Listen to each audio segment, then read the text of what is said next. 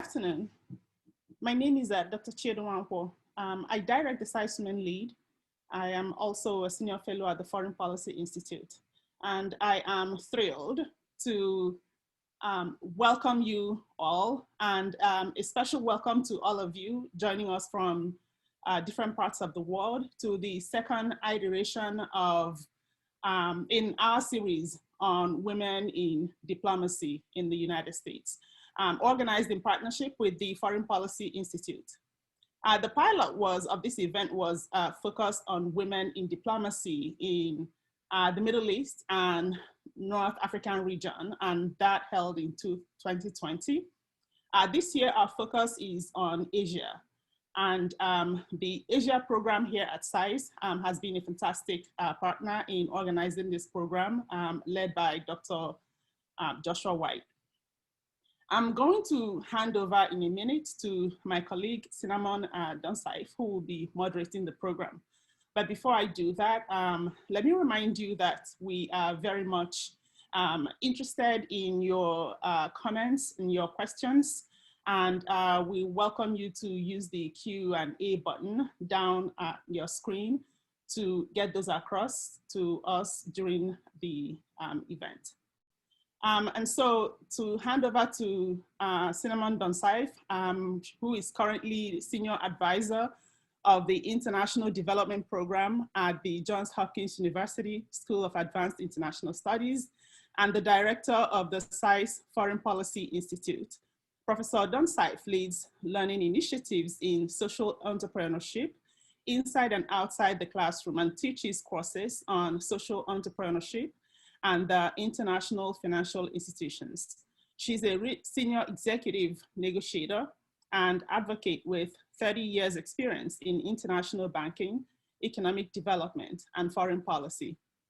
Dornsife is a former US ambassador to the Asian Development Bank and has served in many other high-profile roles, including Executive Director of the Asian Development Bank, Advisor for the Japan Bank for International Cooperation, and Acting Director and Senior Associate Director of the Johns Hopkins SAIS International Development Program.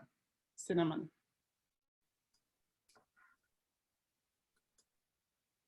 Thank you so much, Chichi, Professor Nwankwor, for that generous introduction. And it is now my pleasure to introduce the panelists who are joining us for the first part of our session today.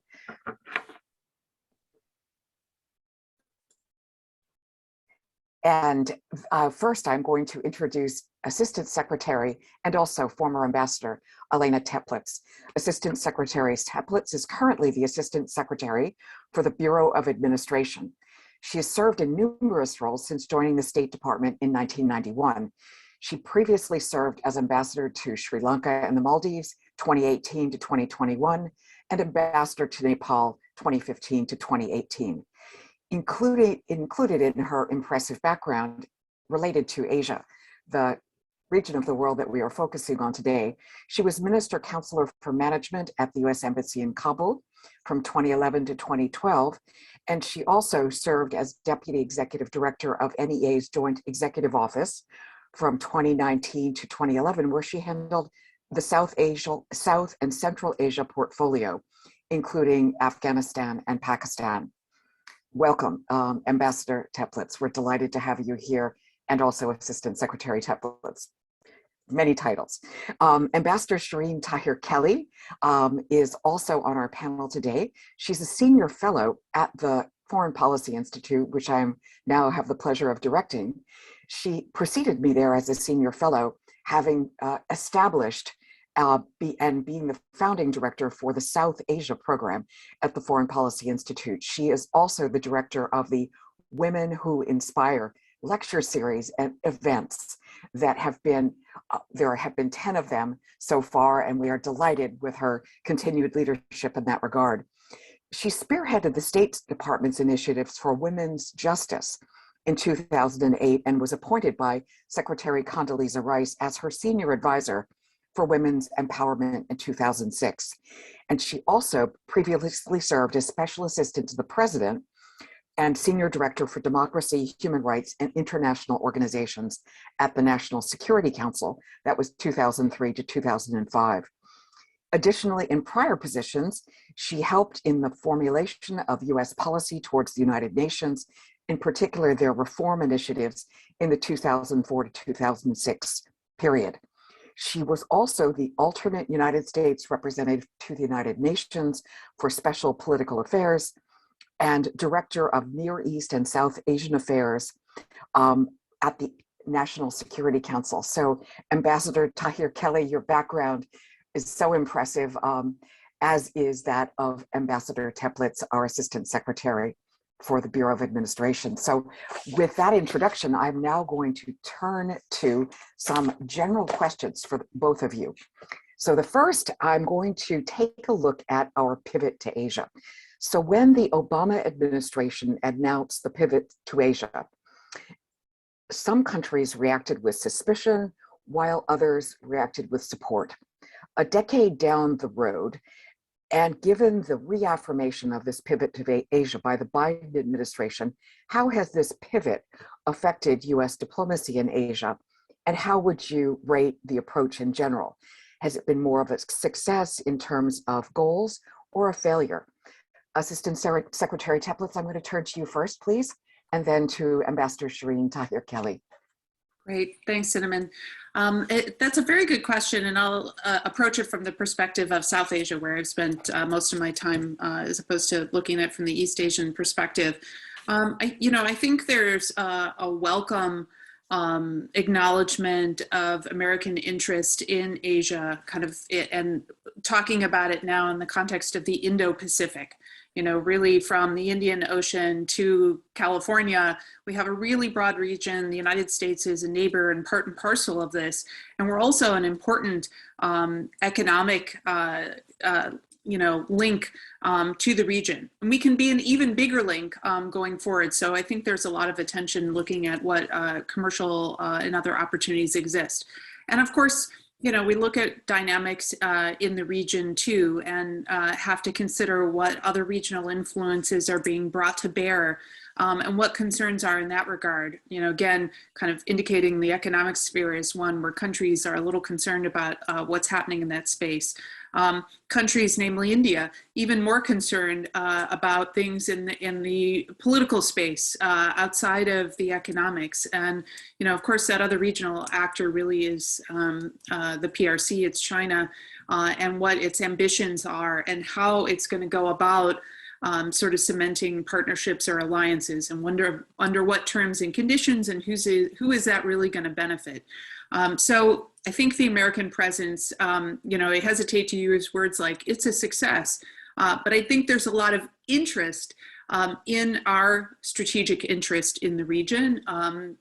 There's a welcome by many countries in the region for our commitment to principles and looking at what the rules of the international road are, particularly ones that safeguard navigation, both on sea and in the air, that underpin kind of our global economy and territorial integrity and sovereignty of nations. These are the kinds of things countries have become very concerned about. So in that sense, I think there's a welcome to our interest. Very good, thank you. Ambassador Tahir-Kheli, we'd appreciate your views on that question as well, pivot to Asia. Thank you, Cinnamon, and thank you for this panel and for my being a part of it. I'm honored to be with illustrious colleagues from so many places. It's a very important question that you ask, and I think it's an interesting time to be asking it. There are those who say that the United States has always been interested in Asia. Its relationships with key countries, be it Japan, be it China, even Australia, which is part of the new Quad, have been ongoing. This is not a discovery by any administration that Asia existed. We have fought wars in Asia. We have given assistance to Asia. We have partnered with Asia over time, certainly. And so it is part of a different focus, perhaps. And the word pivot doesn't imply that this is going to then denigrate other parts of the world that we have historically strategically been involved in. This is an interesting day, in fact, to be talking about the pivot to Asia, because as Russian forces move in very close to Kyiv and what's going on in a land war in Europe once again, and the American commitment to making sure that Russian intentions to absorb Ukraine do not succeed, I wonder what kind of an impact that's going to have in terms not of the rhetoric, because the rhetorical commitment to pivot to Asia is one thing, but dedicated resources, both strategic and diplomatic, is really what underpins it. So if the pivot to Asia is timed with the Quad being an important part of it, including Japan, Australia, India, and the US, and these are very important partnerships for the US, is this going to be an important part of the pivot that in an era where now in some of Asia, we're going to be conducting over the horizon sort of presence that the Quad fills in for the US with its own capabilities? These are important countries with resources. Or is it that we are going to be focused very, very heavily, militarily, strategically, economically in Asia? So I think it's too early. I think what's going on in Ukraine has complicated this as far as the diplomacy and resources, as far as I can tell, certainly for this term of this president. Let me stop there. Shirin, thank you. And thank you also for mentioning the obvious, very important events that are taking place. The land war that has started by President Putin of Russia with the invasion of Ukraine and the impact indeed, and for framing it in terms of how we could measure the impact on the pivot to Asia, which is one of the strategic directions that this administration is taking towards foreign policy in Asia. I thought that was very instructive. I'm going to ask one more general question following on that, because I think it ties in with what you've both said. Asia contains both important allies. Shirin, you just mentioned the Quad, which is such important, and countries that are hostile to the United States. And so I'm wondering, in your opinion, how can US diplomacy be strengthened in 2022 to address threats and cooperate on mutual challenges? So Shirin, I'm going to start with you, if I could. How could we address threats in light of the countries that are hostile to the United States? And for those that are cooperating and that are allies with the United States, how could we cooperate on mutual challenges? Thank you. I think in terms of US interests and threats to those interests, the really key player in the Asia arena is China. Mm-hmm. And I think that at this point, my sense is that we are focused on, and that's, I think, appropriate, on sort of denial strategy to China rather than sort of taking them on, in a head-to-head situation. I think we've been concerned to see the Chinese influence potentially. I'm having been part of a series on influence and foreign policy. I'm very wary to use this term because presence never necessarily equates to influence, but at least to make sure that we deny certain areas and make the costs of engagement for China and pressure on certain countries higher to raise the price.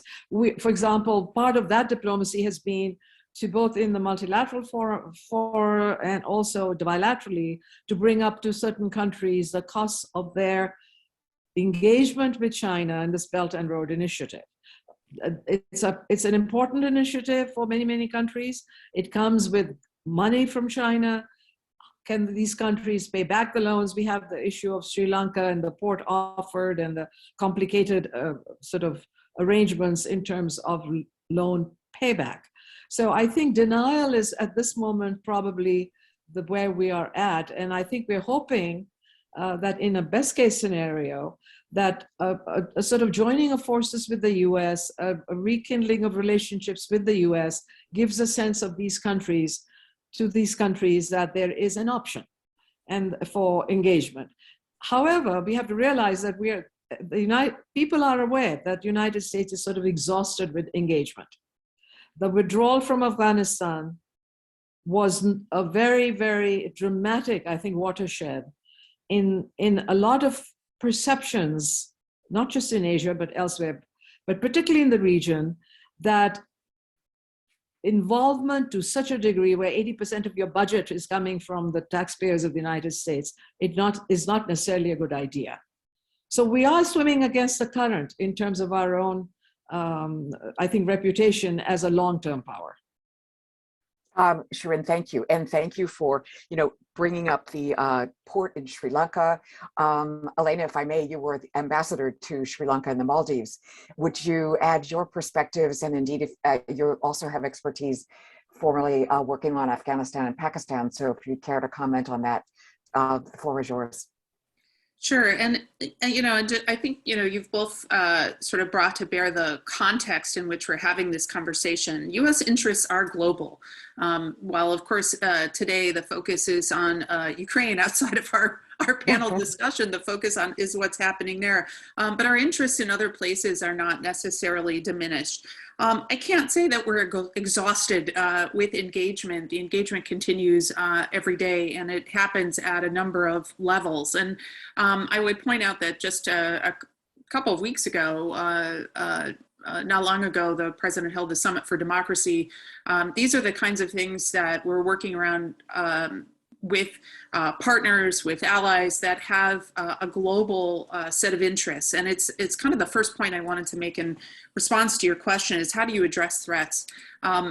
One of the, I think, key ways to be doing this, and especially as we're talking about in the context of Asia, is to be clear about the principles that we have on the table. And as U.S. interest towards Asia has kind of clarified in strategic approach over the last dozen or so years, it's clear that this is about our principles of engagement, which are global. They're not regional, they're global.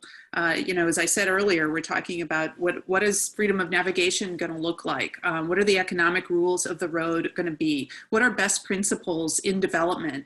And trying to work with partners to make sure that we not only embrace the same principles, but they're consistent with our values at home. So I think those principles are really important, and that is a way to address threats, because there is frankly a counterpoint when you have other governments that are not transparent, that take approaches to development that don't necessarily have their hosts' best interests at heart, that lean in on to corruption, frankly, and thus don't yield perhaps the best results at the end of the day. So I think transparency is another way that we want to address threats, of kind of calling it as we see it and putting things out on the table.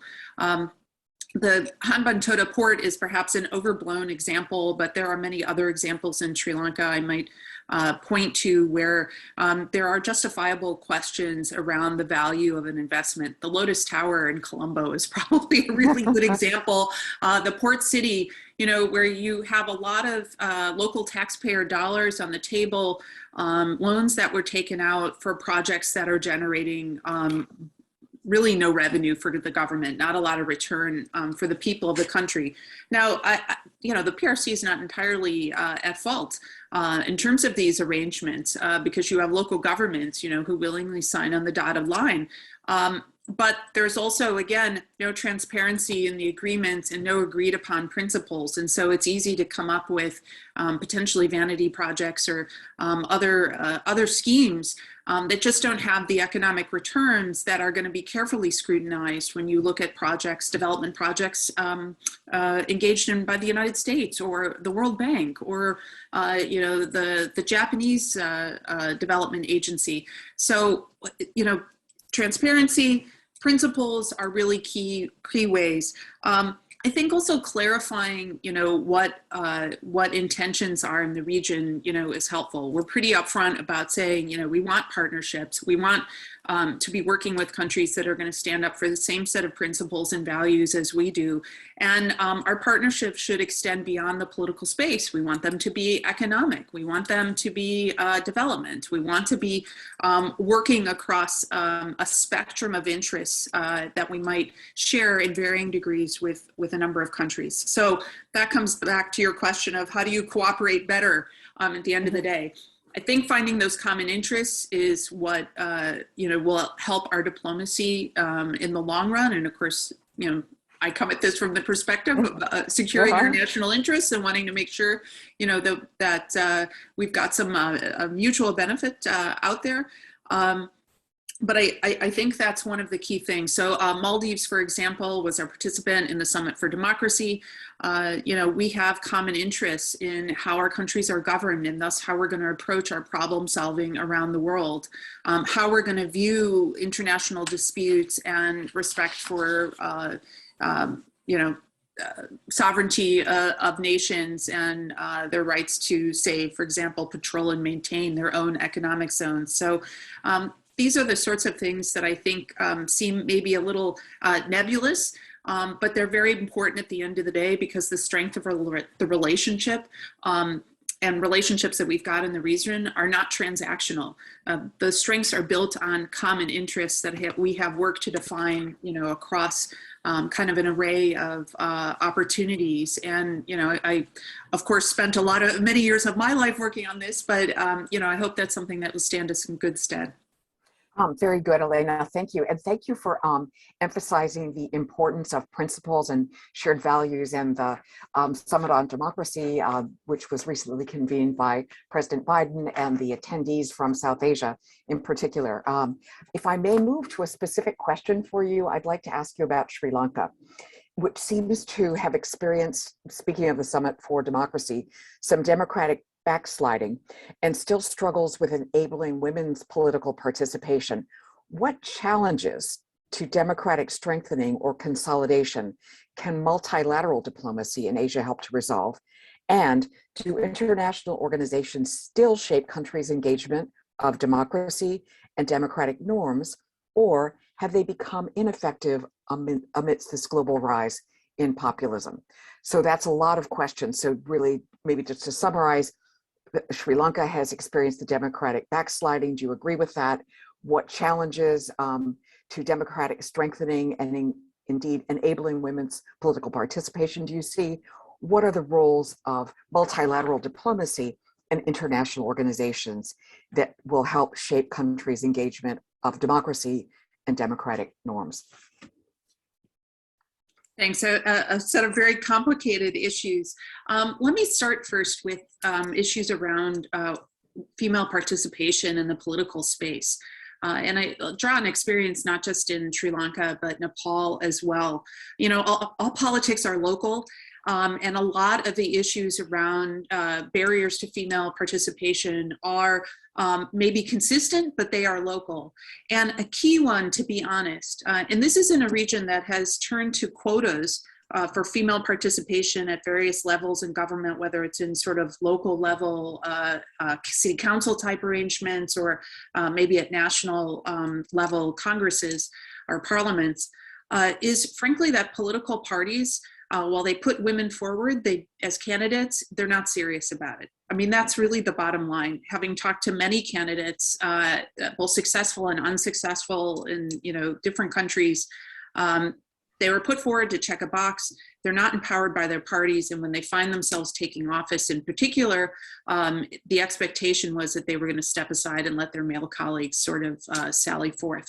I think in countries where there's a more more mature set of female participation, it's been going on for longer, women politicians have been able to carve out more space.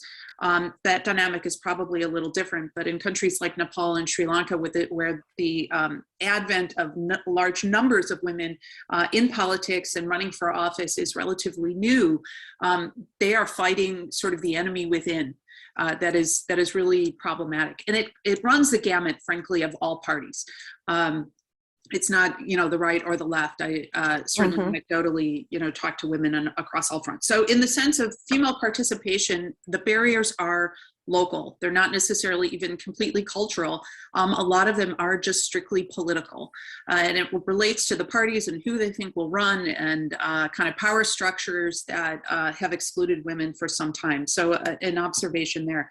And then, thinking about that in a broader context of democratic strengthening and what can be done. I mean, I think all of us today would be arguing that having more women engaged in politics will change the dynamics in a country. We see this in our own country here. We've seen it play out in others. It's going to change the emphasis on issues and the challenges that countries face. Many of the countries in Asia, particularly South Asia, are still developing their economies, developing their social networks, and quite a spectrum between Sri Lanka and Nepal in terms of where those countries sort of fall on the scale of development. But in both places, you see women who are not necessarily fully present in the workforce, and where you have large sections of the population struggling with either poverty, or finding sort of full employment and doing, more than subsistence. So democratic governments where people kind of live on the edge and, consume information, maybe through filters, given whatever access they may have to information, I think are a little bit at risk, right? They're at risk of being manipulated, and they're at risk of appealing to a populism that people want to grab onto because it might better their situation, and maybe even distortion of some of the issues too, because you don't have the whole population that's reflected there. Multilateral organizations obviously play a role, and I think the UN in particular, we're all member states. The UN in particular has a convening power and the ability to sort of diplomatically maybe speak some truth in the settings that they're in, and can be a useful vehicle for addressing some of these challenges over the long haul. But I think fundamentally, and again, I'll come at this from the South Asian kind of viewpoint of time spent there, regional multilaterals can play an even larger role. In Nepal, I had the opportunity to work with a number of chambers of commerce, including ones that were regional. Some of them were female-only chambers. Some of them were not gender exclusive. And there's obviously a lot of kind of opportunity for connectivity to enhance the development of the whole region if sort of the politics could be gotten out of the way. So I think regional organizations that might look at what's happening at a track 1.5 or kind of track 2 level engagement could be very, very useful. And we've seen, some sub-regional progress, BBIN, BIMSTEC, SARC, of course, kind of beset by the balance of power, if you will, in the subcontinent. But none of them are really living up fully to their expectations. So I think that in a way, the opportunity to sort of promote the democratic values that most of the countries or many of the countries in the region subscribe to is somewhat constrained because these organizations are not particularly effective. And while, the UN is a development agency and representing everybody, I think has done a lot to try and encourage female participation and sort of open politics. It alone cannot move the needle if the local environment, is not sort of ready for that. It kind of allows me to maybe circle back to the portion of the question about Sri Lanka itself. There are certainly challenges. I mean, the current government was democratically elected, and there are definitely arguments to be made about the quality of free speech, discrimination against various communities, perhaps, and whether that's consistent with Sri Lanka's long democratic tradition. I think these are the kinds of things that outside agencies, organizations, and partner countries can certainly be discussing and putting on the table. Definitely during my time there, these were things that I flagged. But it is also going to be up to the people to buy into the idea that these things are important for them. And just like seeing success for women in politics, I think strengthening and promoting democratic values is going to rely on the ability of the population to sort of cleave to those ideals and sort of promote them steadfastly, certainly in the face of government that may seem to seek to kind of curtail them in some way. Thank you. Very comprehensive answer. I especially appreciated your flagging the role of regional multilateral organizations. Having spent so much time at the Asian Development Bank, I think that, you know, that would be music to their ears. And I also very much support your point about the ability of populations to cleave to ideals is really terribly important in moving forward the change that we are discussing that could be especially with shared values and all the other kinds of things that we are looking towards promoting multilaterally, bilaterally, and indeed globally. Shirin, if I may now give you a pretty tough question, because you alluded to properly the events of this week, the tragic events of this week. And so as China and Russia are sharing a growing number of aspirations, such as the rejection of NATO expansion, and what is going on this week is a dramatic example of that. Where does this leave the United States? And is there a role for diplomacy here, or is non-intervention better in this instance? Role for diplomacy, or not? What would you say would be the role for diplomacy? I would say non-intervention is not an option at this point. No, and I think as Alaina, our previous speaker, eloquently said, we are a global presence and have global interests. It is the United States of America. Mm-hmm. The world has been part of what we focus on, and especially those of us, like many of us on this panel today, come from the world of engagement and diplomacy. So, of course, as a gut reaction, I say no. Non-intervention is not an option, because American interest and American presence is a positive thing in terms of global engagement. And also, I think that the interrelatedness of today's world doesn't really allow us the luxury of sort of shutting down and going home with our market. Mm-hmm. So we have to engage, we must engage. What has been very important and interesting to watch as events unfolded, which sort of demonstrate this dual nature of this, careful walk that's being done, is that even as there was a shoring up of capacity in what was Eastern Europe, the eastern flank of NATO, there has also been a call for and a rather robust diplomatic engagement.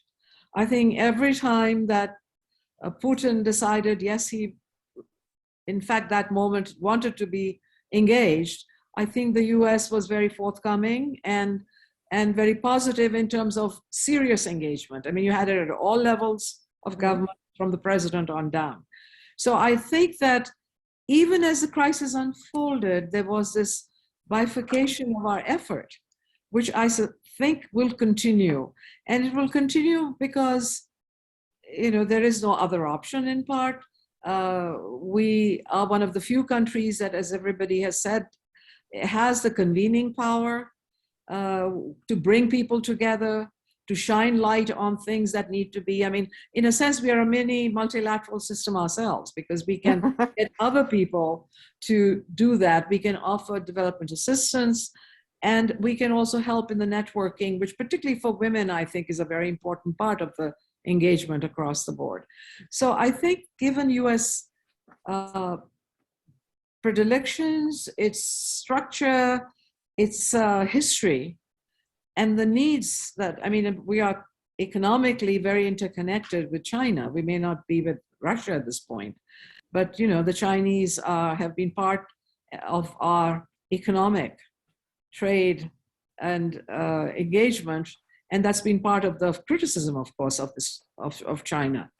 But they are there, and I don't see how we would want to shut down. I also think that the nations of Asia, those who are friendly with China, as well as those who are concerned about Chinese power in their region, would all expect and hope for the US to stay engaged. because they themselves do not have this capacity to bring certain robustness to the engagement. The United States does. So if the US walks away, that dialogue, that engagement, which is needed, but will be diminished.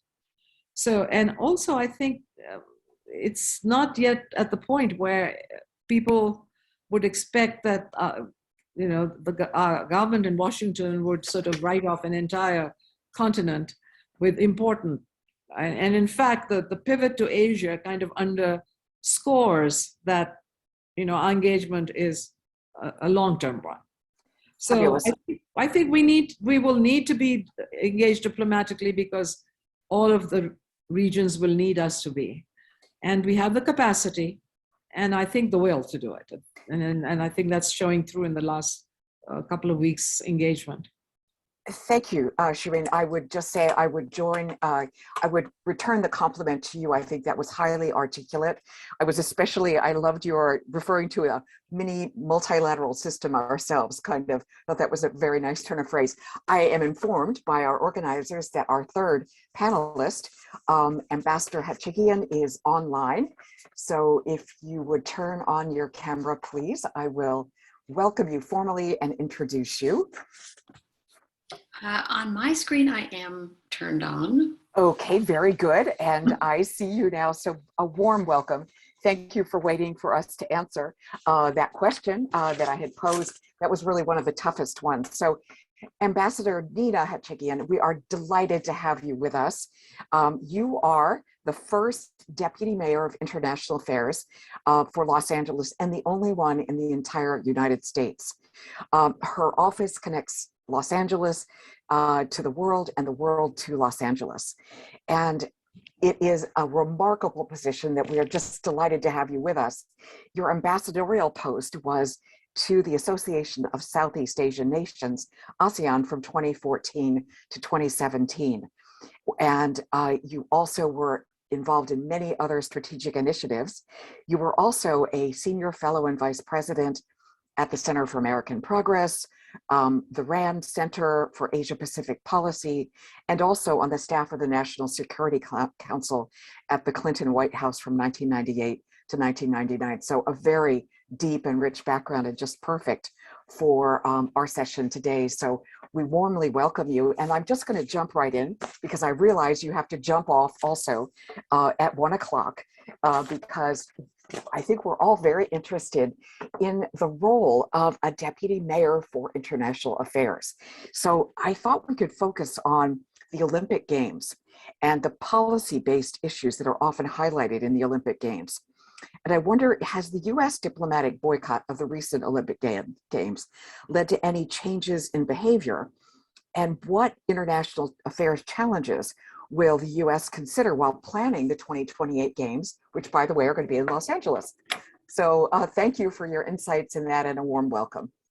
Thank you so much. And I've enjoyed listening to the other panelists very much. I want to just thank SAIS and all of you. I'm very honored to be among you. I want to just jump in for a second on that previous question about engagement. Sure. Which I find really interesting and really challenging for the United States always. But I do think, as painful as it is that we aren't more engaged in Ukraine, I think that the administration has made, I think it's made the right call in not sending troops, but being otherwise hugely engaged. And I think given the slide toward authoritarianism that we see around the world, that just makes it essential that the United States is engaged in questions like this, where you have an authoritarian ruler just invading a democracy. And that's the exact kind of situation in which the United States, as the oldest democracy, just has to be part of. And even though we have all kinds of challenges to our own democracy that we have to fight every day, if we are not standing up for it, in this kind of just a brazen situation, we're just ceding too much ground to a system that we don't believe in, that doesn't comport with our values. But to the Olympic Games. Mm-hmm. So we are thinking about these games. 2028 seems not at all far away at this point. Mm-hmm. It will be the third time that Los Angeles hosts the Olympics, and the first time we host the Paralympics. And the Paralympics are going to start soon in Beijing, and they symbolize so much of what we want to be central to the games: inclusion, perseverance, a global community. The White House chose a diplomatic boycott in protest of the genocide of the Uyghurs in Xinjiang province, but it's impossible to predict what our global environment is going to be like in 2028, let alone next week. So we're focusing in LA on planning and delivering a games that is sustainable, inclusive, and innovative, and that involves our local communities in a way that creates a legacy of equity, even before the event, but certainly after the event. And that's what we're focused on in the city government. So, for example, it's a long, complicated story, but we were able to negotiate $180 million for a youth sports program that starts now. So we will be offering free or very low cost sports to every kid in the city and every zip code, in a way that will really level the playing field for kids for whom like a $50 membership for a year is too much. So and we hope to create examples through our work that can be shared with other cities and countries. And we're also actively learning from London, from Tokyo, and Paris will host the 2024 games. And this kind of exchange with other cities is what we do in many areas, and why Los Angeles and other US cities are increasingly getting engaged with the global community. I'd say overall the US is a little behind the 8 ball when it comes to subnational engagement, city and state engagement, compared to many countries in Asia, particularly China, Europe, Latin America, Africa. Like we as cities have been less engaged than many of those other places. But I'm happy to talk generally about what I do in another question if you like. Oh, very good. Well, thank you, first of all, for responding and giving your own insights to that earlier question and the importance of engagement and your assessment of the policy decisions that have been made by the current administration. I was really encouraged by your response to the planning for the 2028 Olympics and Paralympics that you'll be hosting for the first time, and indeed of making that youth sports program available to all learning from other cities around the world. Absolutely, I would love for you, in the context of responding to a general question, I'm going to turn first to you. I wonder, how do you think that the United States can leverage its cooperation with countries in Asia, and you were the ambassador to the Asean region, to combat the global issue of climate change? And then I'll turn to the other two panelists, and then I'm going to take some questions from the audience. Yeah, I mean, that's a critical challenge, and good to see the administration putting it at the top of the agenda with everybody. In the case of ASEAN, as a collective, they are big emitters, but as individual countries, they really aren't. But they are hugely the victims of extreme weather events. And so they, I think they can have a louder voice in advocating for reductions in carbon. I mean, Indonesia is a large emitter itself, and its deforestation is also a huge problem. And we have a good relationship with Indonesia, and I think we're increasingly trying to help and push it to be more ambitious. The real tough ones are China, India, even Australia, our good friend, Japan. Like, we have varying relationships with all of them. I'm glad to see that with China, even though we are on not great terms on a lot of issues. We have been able to work together, or at least in parallel, on climate, on emission reductions, and that's really important. With India, we have a warming relationship, and their commitments are a good first start, and that's going to be a really important place where we really push a low carbon future. And there's a lot of work going into that. It so happens that my Mayor Eric Garcetti, is going to be the ambassador to India, and he's a nominee. He's got one vote to go in the Senate. He is a passionate advocate for clean energy, and I'm proud to say that by the end of this year, that Los Angeles will have 60% renewable energy on our electric grid, and 101 other, pretty great climate initiatives that we have going. So I have no doubt that Mayor Garcetti will be engaged on that issue.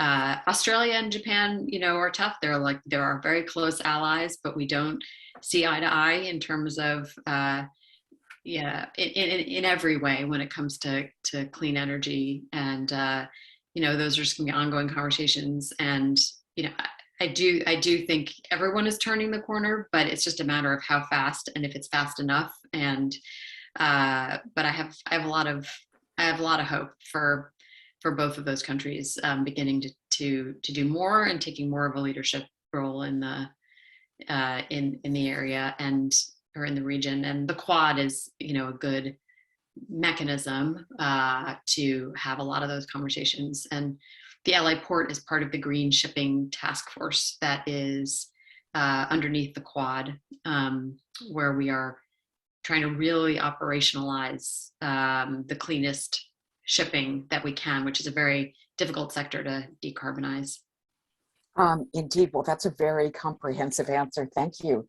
Thanks for giving specific examples from Southeast Asia based on your experience there, as well as some examples from your current role in Los Angeles. Very helpful. Shirin, may I turn to you next for an answer to that question too. How can the United States leverage its cooperation with countries in Asia to combat global issues like climate change? I think I just follow on to the previous speaker. The ambassador, I think, was sort of comprehensive in addressing it. I would add that in many ways, the power of example stands out here.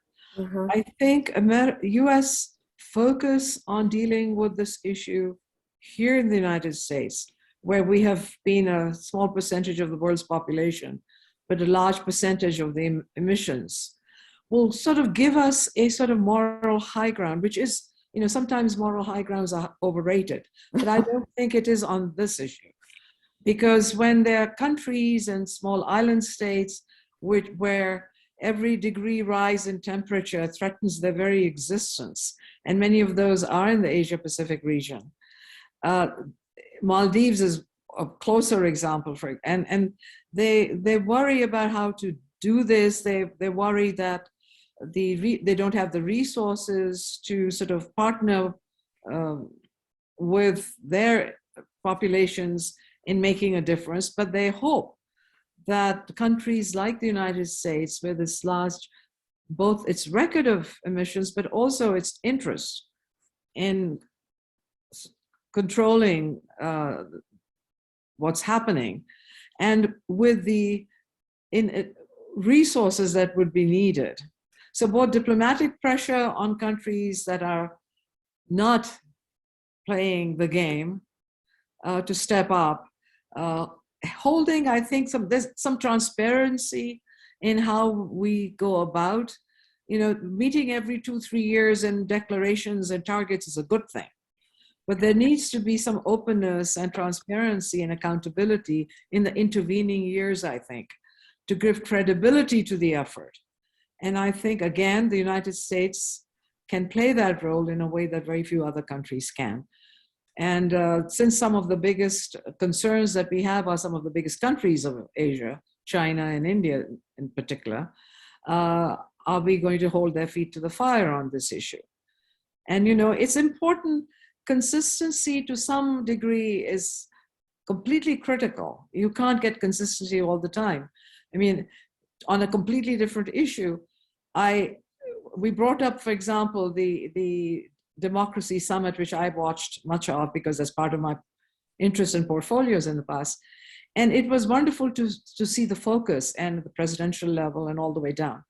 But, you know, when you don't go to the Olympics because you're worried about the Muslims in Xinjiang, which you should, and as I speak as a Muslim also, then you sort of, you know, give this important and I think deserved role to India. But you never talk about what's happening to Muslims in Kashmir, who have for 2 years been kind of sidelined and under a sort of a, you know, containment policy practically within their communities.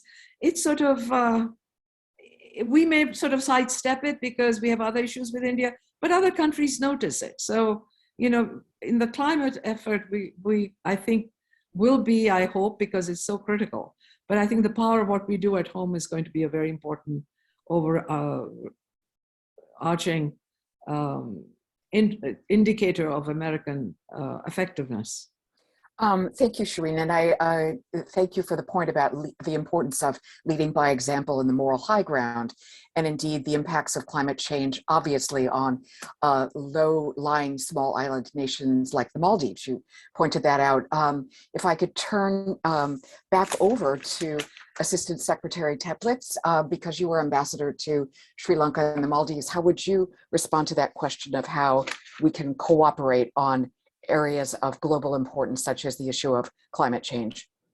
Yeah, and a very important question, as our co-panelists have pointed out, for many countries, this is an existential issue. Maldives is one of them, although Sri Lanka also suffers some of the climate change challenges, as did Nepal, places of my most recent experience.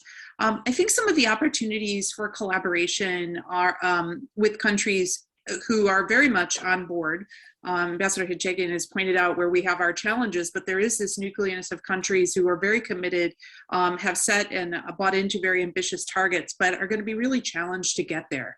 And this is where our development dollars, through both direct programming, but also our influence in international financial institutions, and potentially through kind of global NGO or finance community, is going to make a difference, because we do need to see innovation in order to address climate challenges, and climate finance is one of the places that really needs some innovation. You know, we were just talking a little earlier, somewhat obliquely, but, you know, talking about unproductive debts, talking about unproductive investment. I mean, this is a productive investment, but its return might be very hard to quantify, you know, in the way that building a, you know, a highway or something might be. So I think innovation is one place we can help, and our influence can be helpful around certain elements of the needed innovation. I'd also just say from my experience too, that public-private partnerships have potential, as well as the commercial opportunities, and with those opportunities, technology. There's a great deal of interest in renewables, whether for like Maldives, looking at the obvious wave technology, but solar clearly, and even wind. In countries like Sri Lanka and Maldives, shifting to renewables, where both governments are very committed to doing this, could make a big difference in their carbon footprint, since they generate, in some cases, from very dirty power sources, whether it's diesel fuel or coal.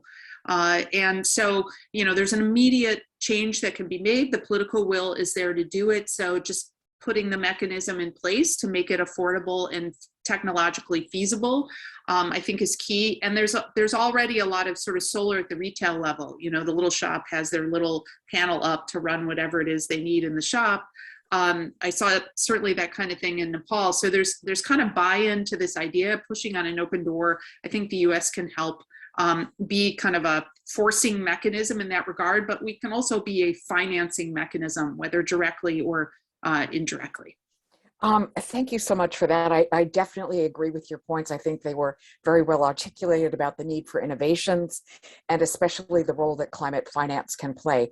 I'd like to now turn to questions from the audience, and there are 5 of them. I'm going to read the first one to you from Noor Lakshmi. How does women's leadership vary amongst Asian countries?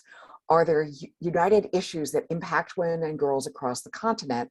How are these issues addressed together? For example, human trafficking. So who would like to take that one?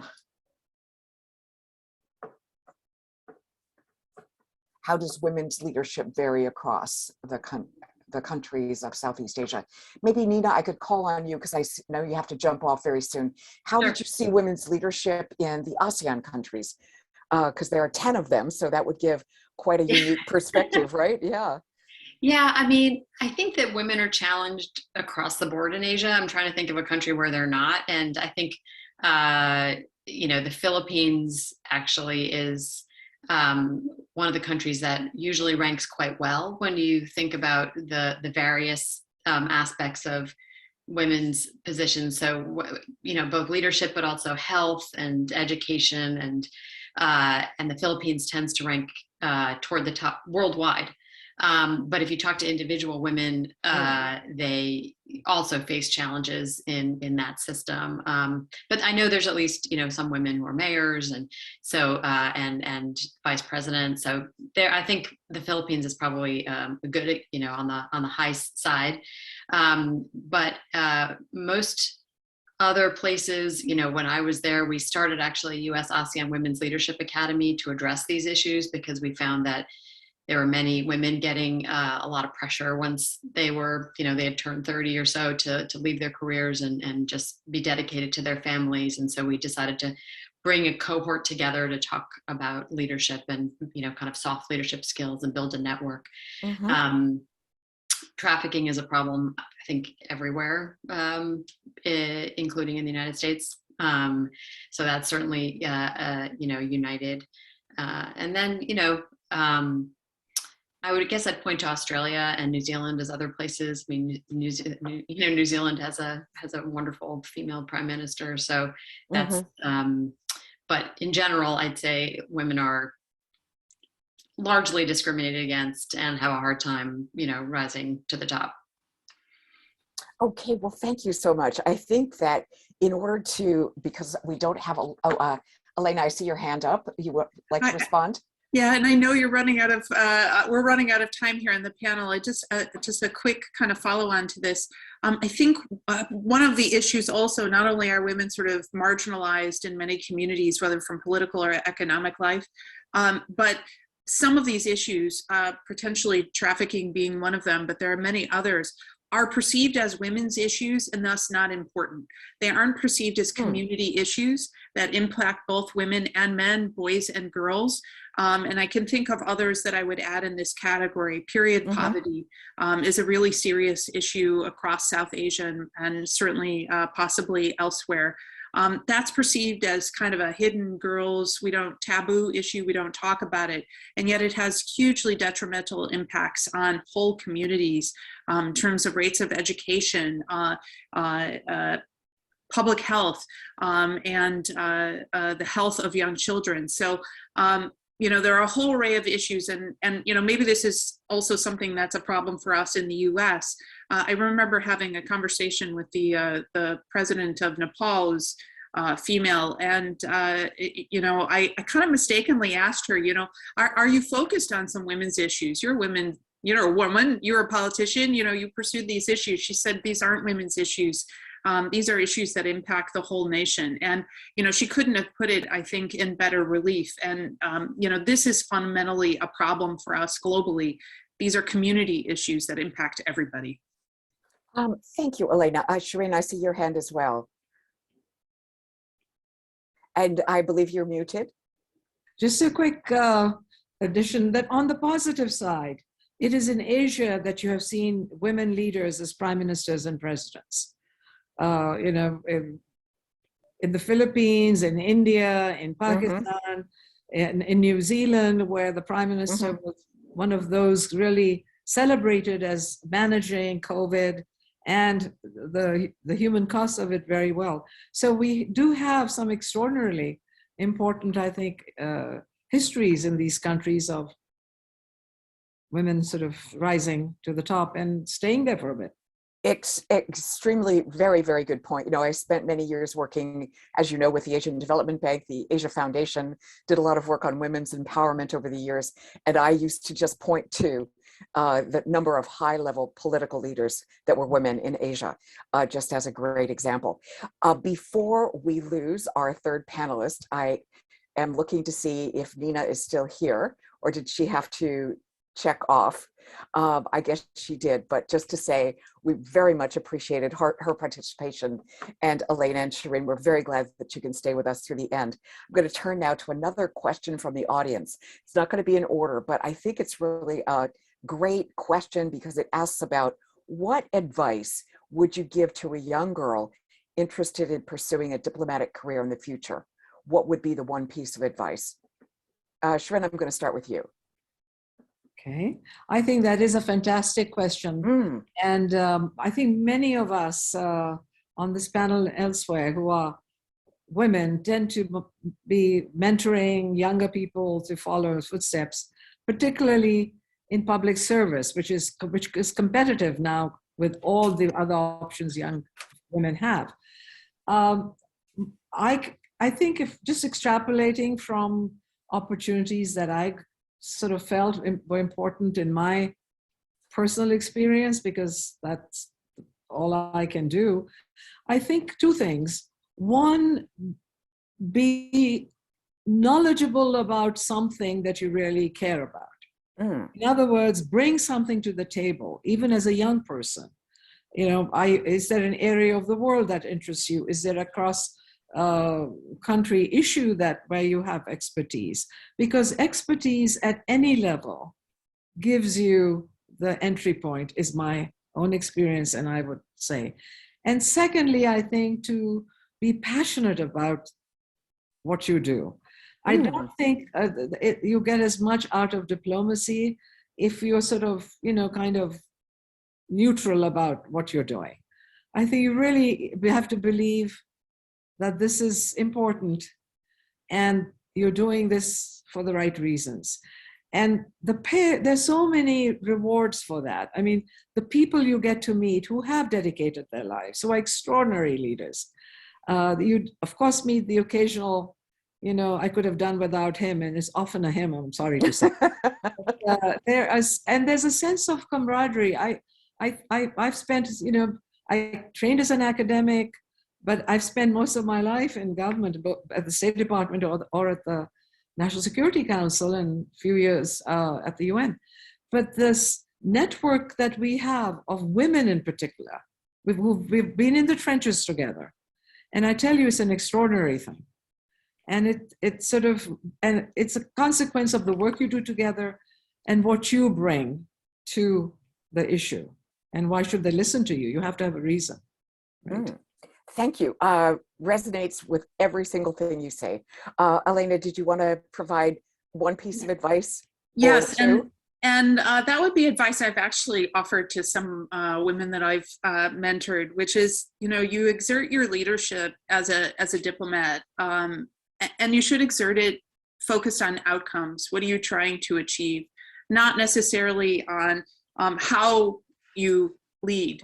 And I think, you know, for women in many places, there's obviously a comparison. Different people lead in different ways, and the expectations of what a diplomat is and does really shouldn't be defined by our genders. And we're all going to bring to the table a different quality, a different knowledge set or expertise, a different perspective. And so just like in many other walks of life, we should not look for, you know, leadership in diplomatic setting to follow one particular mold.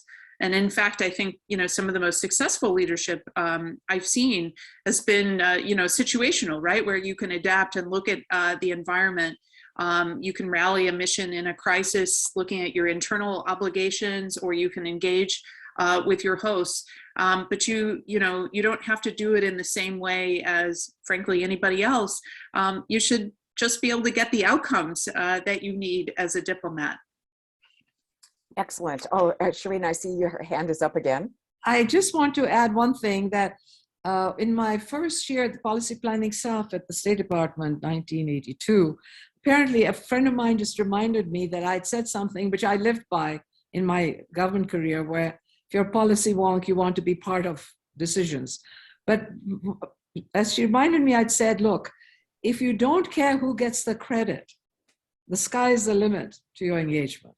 And I think that's a good lesson. I'm glad I went in with it and I followed it to a large extent, because I think if you're in it and have something to contribute and looking at the outcomes, as Alaina said, but not worried about, are they noticing that I said this very clever thing and it's my thing? If just don't worry, people will take credit, but if you get the outcome that you wanted, it doesn't matter. Here. That's exactly the way I was going to summarize it, Shirin, because that was what Alaina focused on. Focus on outcomes, not how. And you're focusing on, it really matters the outcome, not whose idea it was.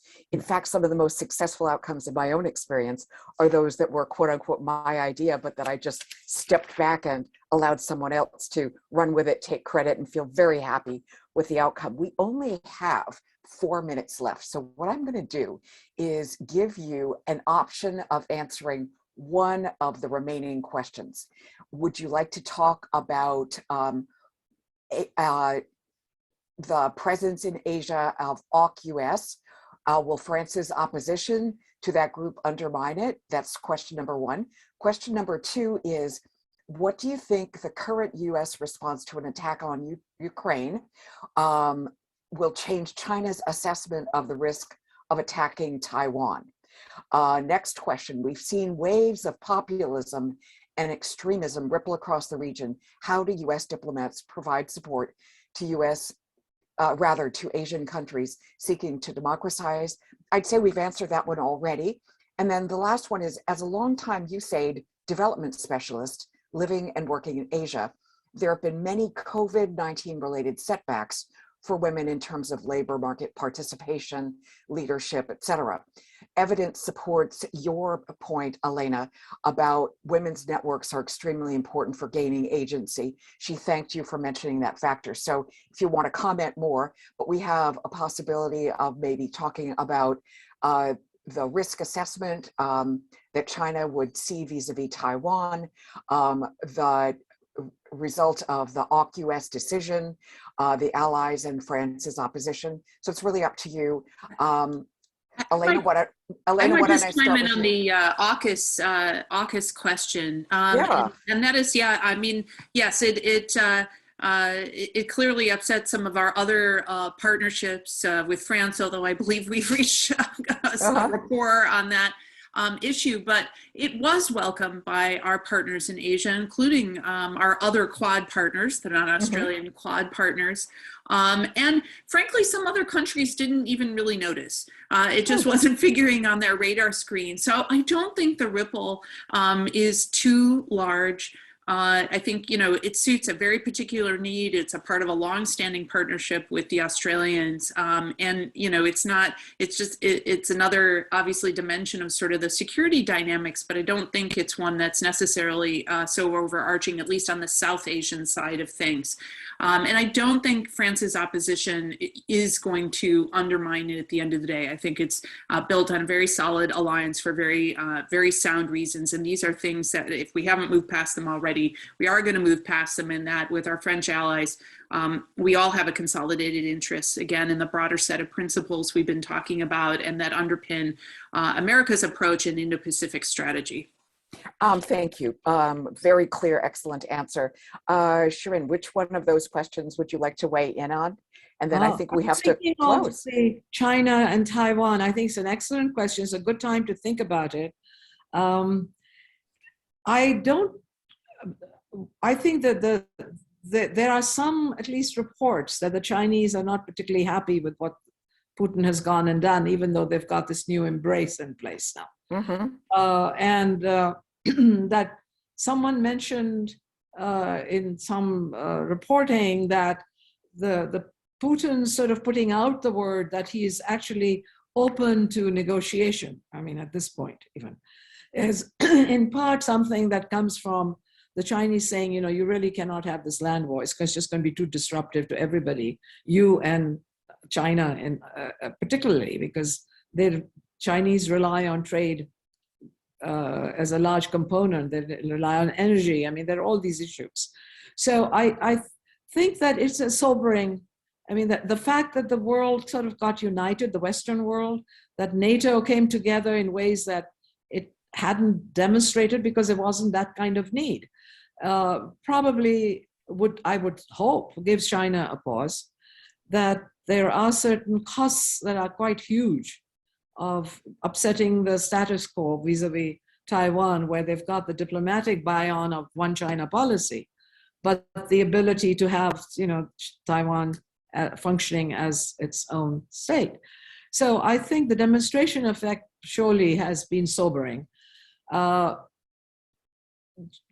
world, the US, the Quad, others have warned China about extending its power in that direction. I mean, they swallowed up Hong Kong, that was bad enough, but Taiwan's another story. So they were aware of it, but I think the seeing it in action play out with unity against this kind of blatant military move. And there's no way that they can take Taiwan without military moves. I mean, the Taiwanese are powerful, they're important, they're connected. And so I think, I would think that it would at least create a pause, if not put it out of the mind completely. Thank you both for answering some of the tough questions posed by our audience, and in particular that last one. All of them are good questions, and I just regret that we are running out of time so that we can't get to all of them. But I would just like to close by thanking our outstanding panelists. I would like to thank our audience. I would like to thank SAIS Women Lead, Dr. Nwankwor, and also Jennifer Lee, who's been just the most amazing research assistant, as well as SAIS Events and SAIS IT, my colleagues at the Foreign Policy Institute, just everyone. I've remained so grateful to everyone for just an outstanding discussion today. I turn it over to you, my colleague, Dr. Nwankwor, to close us out. Thank you, Cinnamon. Thank you so very much, Cinnamon. And if you don't mind, Ambassador Teplitz and Ambassador Tahir-Kheli, so a question just came up, and I think it's in just a follow-up to one of the very interesting points that you both talked about, which is the fact that an emphasis on pursuing the best plan to optimize outcomes, regardless of who the idea comes from, right? And not necessarily being so wanting to take credit. But then one of our audience members then writes, Hasta Coleman, I've had a lot of women leaders say this, but then in my work experience, I've also seen their male counterparts take credit for their ideas and use that success to propel their own careers forward. Shouldn't women try to combat this pattern by taking credit for their own ideas? And I was wondering if you could, if you have any follow-up to this, given what you had said previously for maybe about 30 seconds or 40 seconds each before we close out. I can jump in first and say I mean, yes, at the end of the day, right, it's about outcome, and when you work on teams, sometimes the origin of the idea gets all kind of mixed up, or one person is the spark and the other person is the implementer. So, I mean, there's always a certain degree of ambiguity at the table. I do think, though, it's important, and I'm certainly not the originator of this idea, but that we do amplify women and others' voices. And on an individual level, we do have the opportunity to intervene in meetings or elsewhere to remind people of who said what. And, you know, at least allow there to be more acknowledgement and deal with some of the unconscious bias that kind of hears male voices more clearly than some of the female voices at the table. But I mean, I join Ambassador Tahir in thinking this, though. There's a lot of sausage making that goes into foreign policy and that goes into diplomacy. And the idea of some idea ownership, it's always going to be a little nebulous, especially if it stretches over long periods of time. And I think in that sense, there are probably many people who would have had a hand in a result. I hope that in individual settings with managers and teammates, you know, people would be properly accredited, and thus the career and professional issues could be addressed on a more even playing field, most definitely. But I think sort of in the big scheme of things, getting the good ideas out there is really important, and then thinking about, you know, how you drive people towards the outcomes, hopefully is what's going to matter in the end. Well, I'll just add in addition that, you know, if you, as a female, obviously it is possible that the men take the idea and run with it, because there are always more men around than women, for one thing. But in my experience, if the idea is around something that you're knowledgeable on, and you bring a specific expertise to the table, that shows up pretty quickly. And of course, I'm speaking from the narrow range of foreign policy and foreign policy making. I imagine it's different in corporate boards and big corporations, etc. But in the world that I was a part of, I think eventually the person who has the knowledge has a very good chance to actually make the impression that should be made. So the fact that somebody runs with an idea at least means it's acceptable. You're not fighting the bureaucratic interagency wars. And then from there, the person who actually is knowledgeable, be it male or female, and very often I saw female colleagues around the Situation Room table, which is where it all comes together in many ways, who carried the day because they were the ones who clearly knew what they were talking about. Thank you. My apologies for making us run a bit late over time. This clearly shows that we need to keep these conversations going, particularly in this series of Women in Diplomacy. Clearly, there's a lot we could not get to, but we're hoping that subsequent iterations of the series would allow us to get to some of these questions and those issues. And so we invite you to stay tuned, engage with us as we continue with our programming, both in SAIS Women Lead and in Foreign Policy Institute.